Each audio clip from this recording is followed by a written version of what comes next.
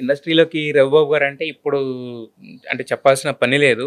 But కాకపోతే entry లెవెల్‌లో వరకు చూసుకుంటే గనక మాత్రం నాన్నగారు రావడం అనేది, ఆయన ఒక లెగసీ క్రియేట్ చేసుకోవడం, ఒక ఆల్మోస్ట్ 3 తరాల వాళ్ళతో యాక్ట్ చేయడం ఇదంతా కూడా ఉంది గదా! అవునవునవును. సో, దాని నుంచి వచ్చిన క్రమంలో ఏంటంటే ఇప్పుడు ఆయన్ని చూసే మీకు ఈ ఫిల్మ్ మేకింగ్ లేకపోతే వీటి మీద వచ్చిందా? మా ఫాదర్ యాక్టర్ అయినా సరే, మా ఇంట్లో పెద్ద ఫిల్మ్ వాతావరణం ఏమి ఉండేది కాదు. జస్ట్ హ్మ్. ఒక మామూలు మిడిల్ క్లాస్ ఫ్యామిలీ వాతావరణమే ఉండేది. పోస్ట్ హ్మ్. గ్రాడ్ చేసేటప్పుడు ఏమనిపించిందంటే, అప్పుడే ఇండియాలో అడ్వర్టైజింగ్ ఫిల్మ్స్ అనేవి పికప్ అవుతున్నాయి. యెస్. టీవీ ఛానల్స్ రావటం, హ్మ్. టీవీల్లో యాడ్లు రావటం ఇవన్నీ జరిగాయి.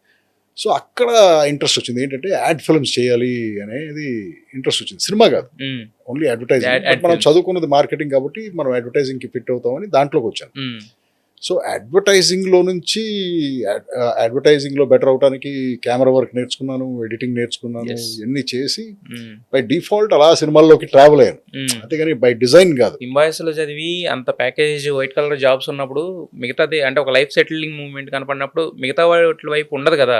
అంటే ఎనకమాల మీకు ఆల్రెడీ ఫాదర్‌కి సంబంధించిన ఆస్తులు అవి ఉన్నాయి కాబట్టి మనకు అసలు అది పర్లేదు. ఆస్తులు ఏముంటాయి బ్రదర్, ఆ రోజుల్లో పెద్ద ఆస్తి అనే అదేంటి మ్యాటర్ సార్ 1500 సినిమాలు పైన చేశారు కదా నాన్నగారు. చేశారు. బట్ అప్పటికి కాదు కదా, హ్మ్.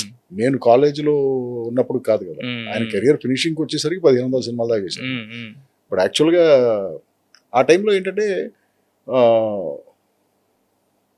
ఎప్పుడైతే ఈ అడ్వర్టైజింగ్ ఫిల్మ్స్ చేయాలనే బగ్గు మైండ్లో పడిందో, హ్మ్. 64 మంది ఉండేవాళ్ళు స్టూడెంట్స్ మా పోస్ట్ గ్రాడ్ క్లాస్లో. హ్మ్. నేను ఒక్కడనే ప్లేస్మెంట్ తీసుకోండి, హ్మ్. 63 మందికి జాబ్స్ వచ్చినాయి. యెస్.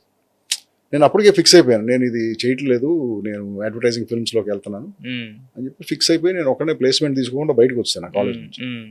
అంటే ఏంటి అడ్వర్టైజింగ్ మీద మీకు అంత ఫ్యాసినేటింగ్‌గా అనిపించిన థింగ్ ఏంటి అసల? ఏంటో బ్రదర్, కొంతమంది కొన్ని అనిపిస్తాయి కదా, అలా హ్మ్. నాకు యాడ్ ఫిల్మ్స్ చేయాలని చెప్పేసి. హ్మ్. అప్పుడు రాజీవ్ మేనన్ గారని మెడ్రాస్లో ఉండేవాడు యెస్. ఆయన దగ్గరికి వెళ్ళి, సార్ నేను ఇలా సార్ ఆయన ఏదో ఛాన్స్ ఇచ్చాడు, పెట్టుకున్నాడు. ఒక 5-6 నెలలు ఉన్నాం ఆయన దగ్గర, 7 నెలలు అంతే. దాని తర్వాత ఇండిపెండెంట్ అయిపోయి ఇక అక్కడ నుంచి లైఫ్ స్టార్ట్ చేశాను. ఇప్పుడు నేను సినిమాల్లోకి రావాలి అని అనుకున్నా అంటే నాకేదో ఒక మూవ్‌మెంట్ ఉంటది. ఒక ఇన్‌స్పైరింగ్ గట్టిగా బలంగా పడిన మూవ్‌మెంట్. ఎందుకంటే మీకు ఆల్రెడీ ఒక కెరీర్ కనపడుతుంది. ఏది లేకుండా ఇప్పుడు మనం ఆల్టర్‌నేటివ్‌గా జనరల్‌గా వెళ్ళిపోవడం అనుకోండి. అది వచ్చింది దాంట్లో చేసామని అనుకోవచ్చు. బట్ మీకు ఆల్రెడీ ఒకటి కనపడుతుంది. ఎదురుగుండా అంత ఒక అంత కెరీర్ ప్లాన్ బిల్డింగ్. అంత ప్లాన్ లేదు బ్రదర్ లైఫ్లో. హ్మ్. అంటే ఆ ఏదో వయసు. అడ్వర్టైజింగ్ ఫిల్మ్స్ నచ్చినాయి, అది హ్మ్. చేయాలనుకున్నాం, హ్మ్. దాంట్లోకి వెళ్ళాం. హ్మ్. అంతేగాని ఇదేదో ఆ, పక్కా ప్రణాళికతో వెళ్ళినది కాదనమాట. ఇప్పటికే అది లేదు నాకు. హ్మ్. నేను లైఫ్లో డ్రిఫ్ట్ అవుతూనే ఉన్నాను. హ్మ్. డ్రిఫ్టింగే, ఒక దాంట్లోంచి ఇంకోటి, ఒక దాంట్లోంచి ఇంకోటి. హ్మ్. అంతేగాని ప్లాన్ చేసుకుని నేను ఎగ్జిక్యూట్ చేసింది ఏది లేదు లైఫ్లో. హ్మ్. ప్లాన్ చేసుకుని నేను ఎగ్జిక్యూట్ చేసేది ఓన్లీ సినిమానే. హ్మ్. ఇది మొదలెట్టిన తర్వాత హ్మ్. ప్రాపర్గా ఎగ్జిక్యూట్ చేస్తాం. బట్ మిగతాదంతా అసలు నాకు ప్లాన్ లేదు, వాటికి ప్లాన్ లేదు. హ్మ్. ఏదో అలా లైఫ్ వెళ్తుంది, సినిమాలు చేస్తున్నాం, అలా వెళ్ళిపోతుంది అంతే. లైఫ్ వెళ్తుంది సినిమాలు చేయడం కదా సార్. మీకంటూ ఒక మార్కెట్, బ్రాండ్ మార్కెట్ క్రియేట్ చేసుకున్నారు. 'రవిబాబు' గారి సినిమా వస్తుందంటే కొంతమంది ఒక ఆడియన్స్ ఉన్నారు. ఒక సెట్ ఆఫ్ ఆడియన్స్. అది అదేంటంటే, ఐఎమ్ గ్రేట్ఫుల్ ఫర్ దట్. హ్మ్.